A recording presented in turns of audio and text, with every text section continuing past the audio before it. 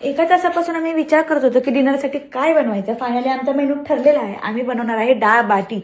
आणि तुम्हाला पण जर समजत नसेल डिनरसाठी काय बनवायचं तर तुम्ही पण डाळ बाटी नक्की ट्राय करा. ही झटपट होणारी रेसिपी आहे आणि याला जास्त इन्ग्रेडियंट्स पण लागत नाही. घरामध्ये जे सामान अवेलेबल असेल त्याची तुम्ही बनवू शकता. तर चला तर मग आपण बनवूया डाळ बाटी. ऑलरेडी मी डाळी भिजून ठेवल्या होत्या. याच्यामध्ये आहे मसूर डाळ, मुगाची डाळ आणि तुरीची डाळ. डाळीसाठी मी काय घेतले, बारीक चॉप केलेला onion, tomato, garlic, green chilli आणि रेड चिली. रेड चिली मी का घेतली, डाळीला कलर पण छान येतो आणि रेड चिलीनी टेस्ट पण खूप छान येते.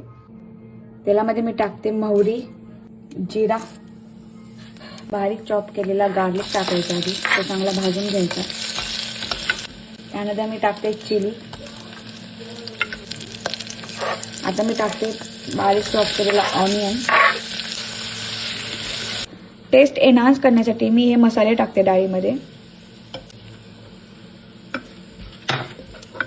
मसाले भाजून झाल्यानंतर मी आता टोमॅटो ऍड करते. नंतर मी ह्याच्यामध्ये टाकते डाळ.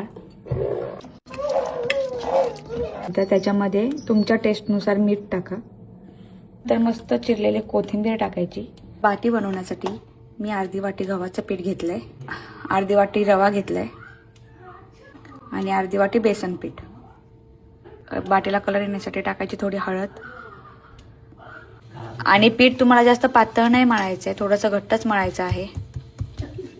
आणि एक सुती कपडा घ्यायचा, तो ओला करायचा आहे आणि पीठ एक 5 मिनिटासाठी झाकून ठेवायचं आहे. या पिठाचे तुम्हाला एकदम बारीक गोळे बनवून घ्यायचे आहेत.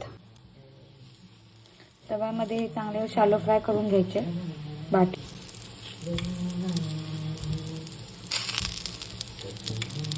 आणि हे 5 मिनिटासाठी झाकून ठेवायचं.